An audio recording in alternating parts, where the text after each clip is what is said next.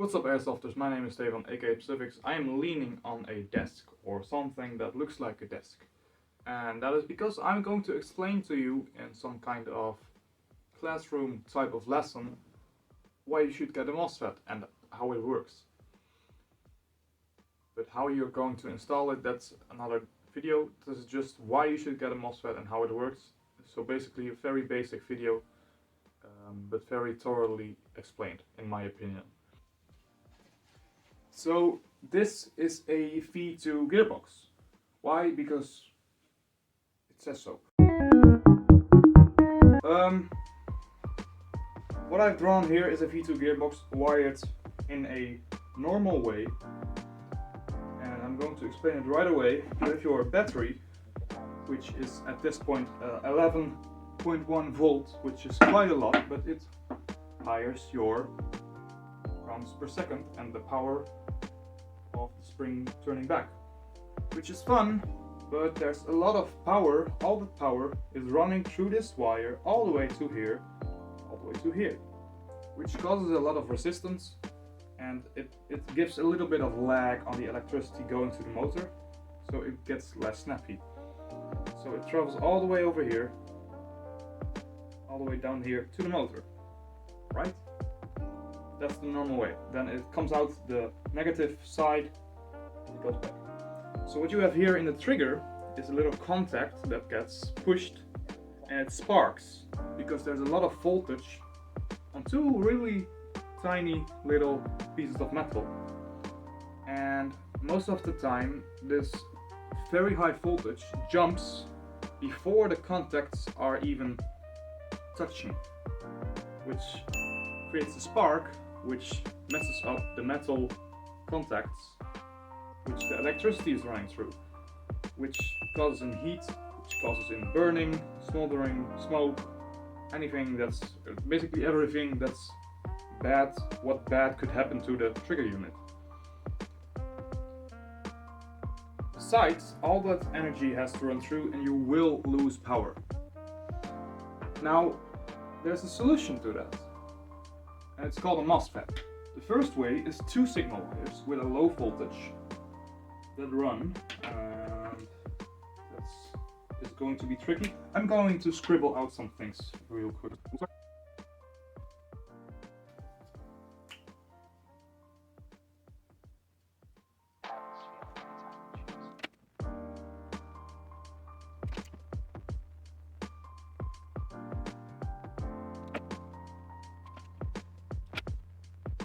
So what we have here is a normal trigger unit, a mechanical trigger switch, which has been connected with signal wires, which are really small gauge wires or big gauge wires. So they are really small and they don't carry a lot of voltage because the Mosfet right here has a low voltage through the signal wires, which is separate from the power wires that run to the battery. You still have your battery over here,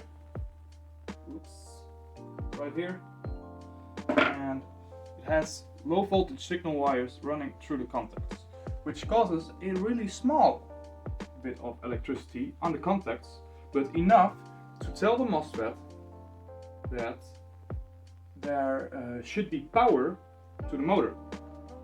The other cool thing about the Mosfet is that the wires are basically connected from the battery directly to the motor.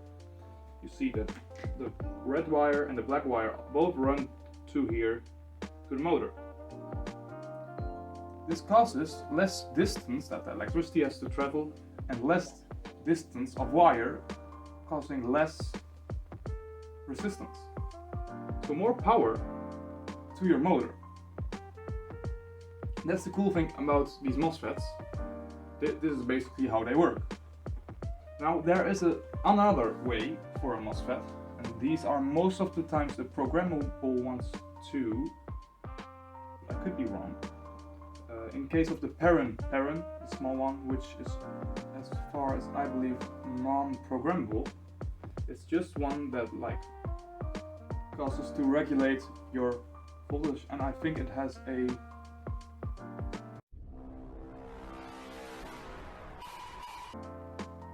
fuse in it, but I'm not sure. The other way, and this is what I'm going to draw right now.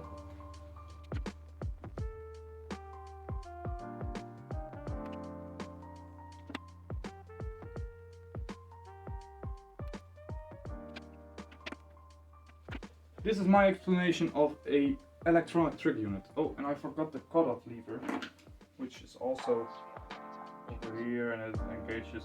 Doesn't matter, there's also a button for that. That has a red button. Basically, there are 3 buttons in this type of trigger unit. I don't know if all trigger units have them, but for example, the G&G ones do. G&G trigger units have a switch for the fire selector on the back, so this is not visible. So for now, I'm going to blur it out. But for us, it's important that there's a button for the trigger. Basically, what this does is the trigger pushes against this nice little button.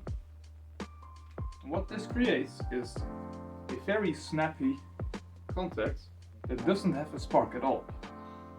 This means no wear on the trigger contacts because you don't have those.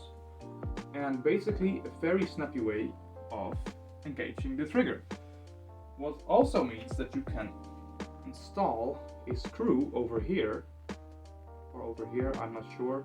But anyways, a set screw that screws the trigger closer to the button so that you don't have to move the trigger at all, or only a little bit. So that's what makes a very smooth little trigger and makes the action of your trigger very small. So that's basically a Mosfet, and it's amazing. So I don't know what you're going to do with this information, but please just get a Mosfet, and please let it be a Perun, because, well, we love Perun. But yeah, so that's it for today about our gearbox, and then in the video in the future we will be covering installing a Mosfet, so like actually installing it. I will also feature a G&G ETO++ installing video, but that will be in the near future, maybe even next week.